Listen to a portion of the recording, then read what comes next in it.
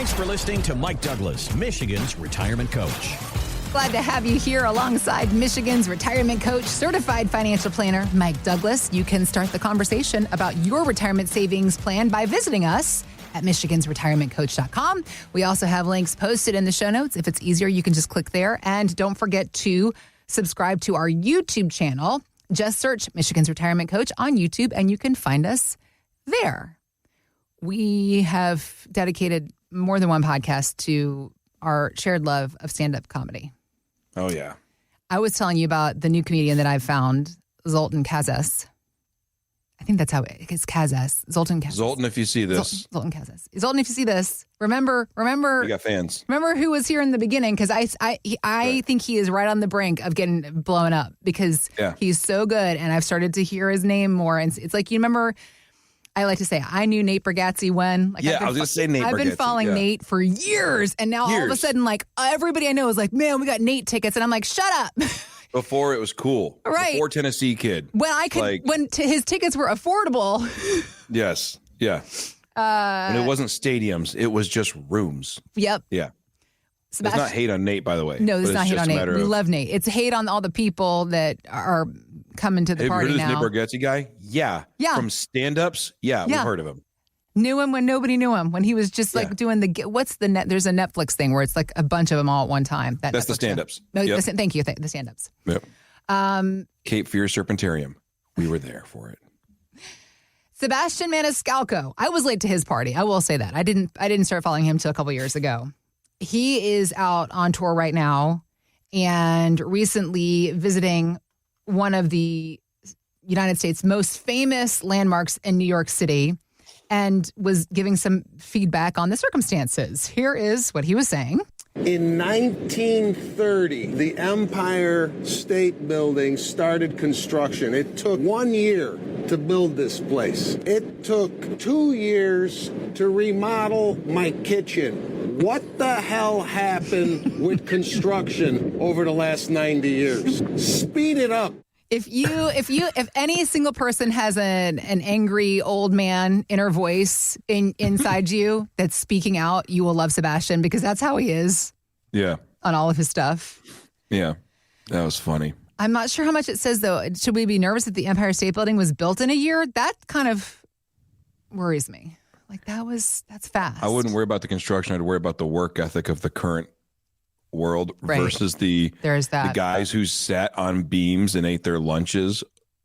Just looking at those pictures gives me panic attacks. Oh my gosh, I can't do that. Nope. Hats off to folks who are working hard in construction. We see the hard workers. We're worried about the ones that don't work that hard. Yes. And you working every single day with the hardworking folks of Michigan that are now getting to a place where they're like, I've had enough of the hardworking days. But, I mean, is there any harder worker than the folks that have worked in the car industry in Michigan for their whole lives? And now they're getting to the point where they can finally call it quits, Mike. And for these folks, they are having to deal with another time concern. Forget about the 2-year kitchen remodel. What about a 20, 30, 40-year retirement for some folks? This is a real life thing for a lot of folks that are getting closer to retirement. It's going to become more and more of an issue of the fear of running out of money. So what do we need to know about preparing for longer retirements? Yeah, when you look at your retirement, especially if you retire kind of on the younger side, we know, and like you mentioned, the auto space, we know that once you hit 30 years, your pensions take a big old jump. 30 years is kind of a magic number in the auto industry. Yeah. But when you retire, it used to be the model was you retire at 65, you collect your Social Security, you get your gold watch, and you die by 67. And that was good for the pension people. It was good for the Social Security people. Yeah. It was good for the employer. It was good for everybody but you and your family. Yep.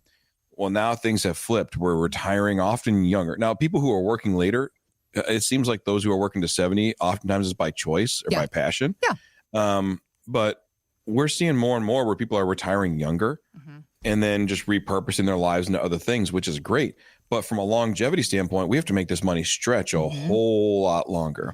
So some little decisions we make, which don't seem like a big deal, in a long lifespan, they can matter.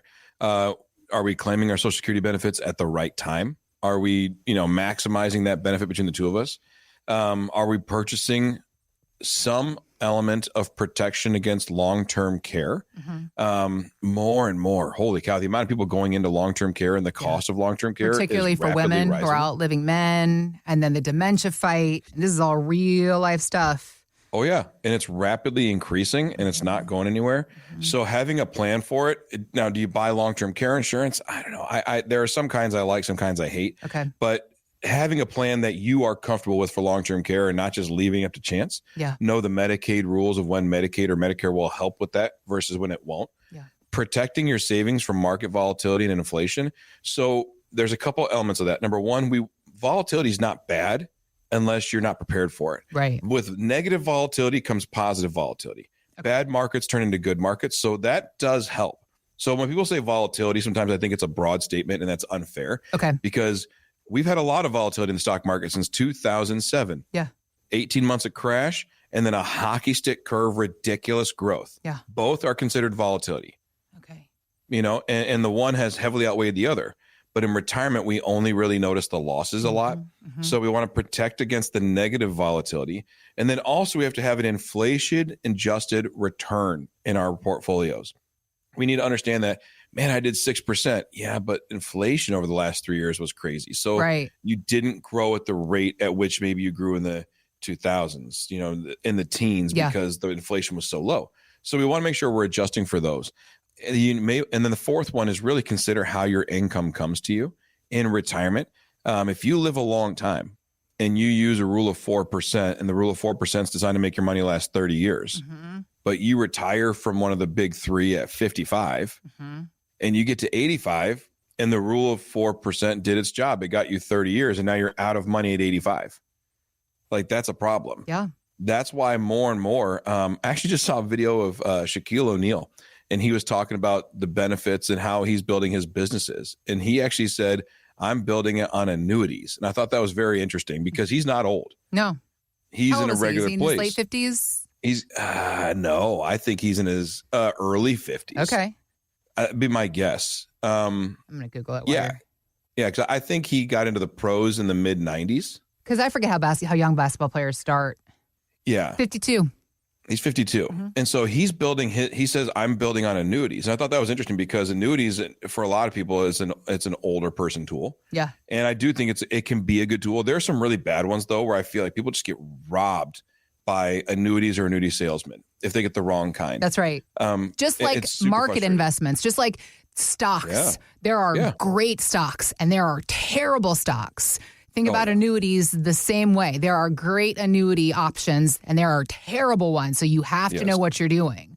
Yeah. And I think that's kind of the issue. And a lot of people who reach out to us, even from these channels, they say, well, can you take a look at the ones that I've got? And we can do that because we at least know the space well enough. But you may want to consider, if the goal is to never outlive your income and your money, you may want to consider an annuity. It's not for everybody. And it's not necessarily the right recommendation, but that's why this isn't a recommendation. Right. This is just you may want to consider. Right. Because if you retire at 55 and you live to 95, that's 40 years. And if you can put in a chunk of money and that plus your Social Security, plus your pension or whatever, that gives you all the income you'll ever need plus inflation. Well, that's a good place to start. But it really comes down to building that out. And each person in each family is different. We had some clients who reached out and we went through some planning with them. And it was so funny because we said, well, let's talk about longevity in your families, this and that. He goes, oh, me, I'm here until at most 80, but you got to deal with her till she's 100.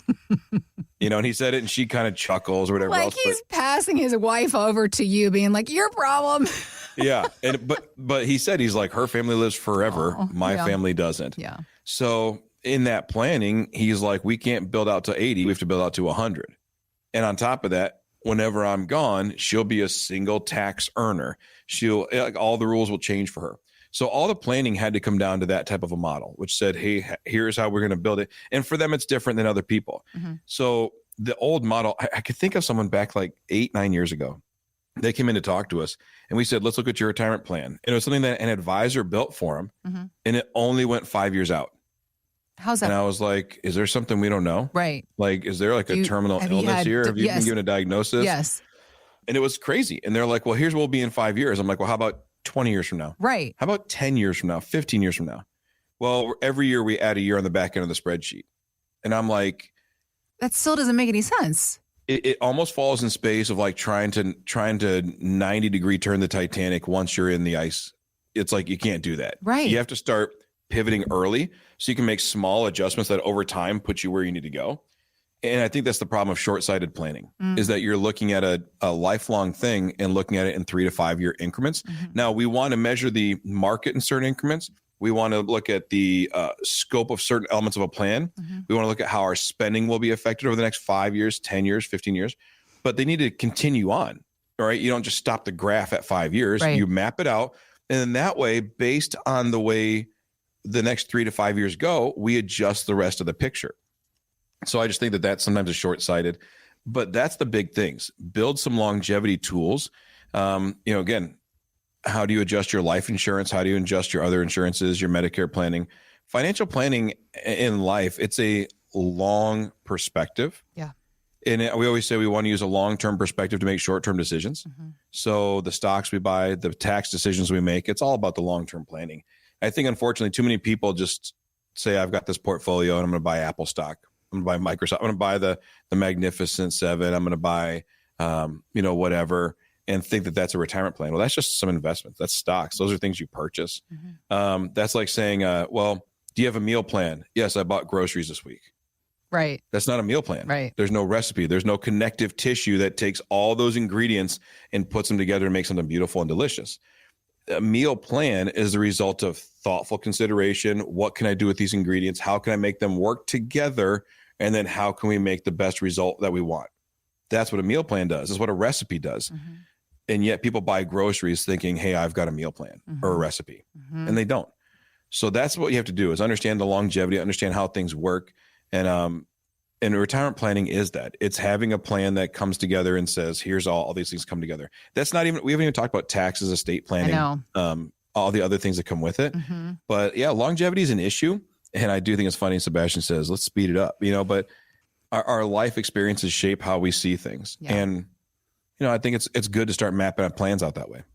Obviously, the idea of mapping out a plan, Life Plan Financial Design is the name of your business, Michigan's Retirement Coach, because you're here to help coach us through this. The idea that you were talking about, just some of the things you said, and we haven't even gone into everything. It's have you thought about Social Security? What about long-term care? Have you factored in volatility and inflation to your savings? And what about an income plan? Because, quick, guesstimate percentage of the folks that come into your office. Do you have a retirement plan? Yeah, let me see it. It's just a 401k statement, right? Yeah. Or they've even been sold an annuity, but they don't know how it integrates with the rest of their plan. Another thing about annuities, somebody that has an annuity, do people often think that if once you get an annuity, that's it, you're done, you have to keep it or you're stuck with whatever you got? Because how many people don't realize that, no, you can change out an annuity, you can make it work. There are options within the annuity that even if you keep the same annuity, can you call that annuity company and rework some things if you need to? Is that an option in some cases? Yeah. Yeah. I had someone who came in and they bought a joint annuity and she was paying, it was a variable annuity. She was paying a joint rider fee. She was doing all these things. But before they ever had the chance to use it, her husband died. And she was paying a 1% per year fee on this annuity. It was a $400,000 annuity. Jeez. Paying $4,000 a year for a joint income rider. Okay. She's a widow. Right. There's nobody to joint it with. Right. And so as a result, she's paying $4,000 a year for a benefit she can't even get. And so we said, we're going to call in and see if we can get this turned off as a joint rider. And then, so we did it. Yeah, we can eliminate that. When you were told as an insurance company that the husband was dead. It died. Why weren't you being proactive? So we were able to eliminate that fee. So we went through all that. And even in that annuity, the income is a $400,000 an annuity, variable annuity that she had. And the fees between the sub-account fees, mortality and expense fees, the joint rider fee. There was one other, I can't remember the fee off the top of my head. It was specific. It was like a rider doubler for long-term care. Yeah. Anyways, she was paying $18,300 a year in fees. You're kidding. And she probably didn't even realize. On $400,000. And the income she was going to get on the back end of it was $19,200. So basically she's getting $1,000 off of a $400,000 investment. And then the problem was, and if she said my whole goal is just strictly income, okay, well, I guess it doesn't really matter that the cash is going to go away because the income will carry on in perpetuity. But when she said, I've got two goals. Number one, I need this income the rest of my life because my husband passed and this is what I have. Number two, I'd like to leave something for my kids. Yeah. Well, that changes everything. It changes everything. Yeah. Well, now the problem is she's got $400,000 and $37,500 a year is coming out between income and fees. Right. So how fast is that going to drain out? 12 years. Yeah. And that's assuming a decent market. If the market tanks, her cash value could go because it was a variable annuity with no rider to keep it safe. And so the value can drop in a bad market. And so we went through and I was like, holy cow, like this is not a good fit for your actual goals. Right. So then we went through and I said, and maybe, I don't know, we'd figure out what we can do. Mm-hmm. We went through, it was out of surrender. We moved it to a different one, an indexed annuity. Again, those aren't for everybody either. Right. But for her, she got $21,000 a year of income and the total fee was $4,400 a year. A way better setup. And for her. she didn't have to pay any more money. Right. But she had been told, don't touch the annuity or you'll lose your income. By a financial person? Yeah. By the person who sold it to her. In her mind, because they're like, don't take it and throw it in the market because you lose the income. That is infuriating to hear. Yeah. And so when we sat down, I said, I hear what they're saying. Mm-hmm. I'm just saying that there's probably a better way. So let's just see. Because when we first sat down, she goes, you actually can't touch this. Just look at my other stuff. Yeah. So that's fine. And then when I saw the product, I'm like, I know that's a fee heavy product. Yeah. I've seen it plenty of times over the years. And so I said, let me just do my due diligence and run a report. When it was all said and done, it's like we got She was like, get me out of there. Yeah, $2,000 more of income for $14,000 less in fees. I was like, so now all of a sudden there's a greater chance that there will be something left at the end. There's not a guarantee. Right. There's a greater chance that if something happens to you in the next 10 to 15, 20 years, that there will be some money left for your kids because we're not killing it off in fees. Well, I mean, nothing is guaranteed, right? Like, nothing is 100%, but working to improve things, obviously goals. Yeah. Yep. Well, yeah. And those are the things we see. So if you have an annuity and you want someone to bounce off of and say, hey, listen, am I stuck? Am I good? Am I bad? Because there's plenty of times people come in and I say, you're in the exact right spot. Don't touch it. Don't change it. Just leave it. Yeah. So there's ways you can do it both ways. But yeah, we'll definitely help people if they have any questions. If you have an annuity that you want to have reviewed to ensure that it is doing the things that you want it to do, that you're not paying exorbitant fees on your hard-earned money, Mike is here to help do a full review of all the things that you have worked so hard to earn and save for your retirement, whether that's just a 401k, whether you have an annuity, making a Social Security strategy for that, for your retirement years. There's lots involved, but it all boils down to making sure that you're going to have the income that you need for longevity. Hopefully it's going to be a long and happy and healthy retirement. So let's make sure the money is coming in to support you while you're living those years. MichigansRetirementCoach.com is where to start the conversation with Mike and his team. There's a button right there at the top of the page. Start your retirement roadmap today. You click on that, fill out some information, and that's how you begin the conversation. We also have links posted in the show notes, so you can just click there or, again, find us anytime. MichigansRetirementCoach.com. Thanks for listening to Michigan's Retirement Coach with Mike Douglas. To learn more, visit MichigansRetirementCoach.com.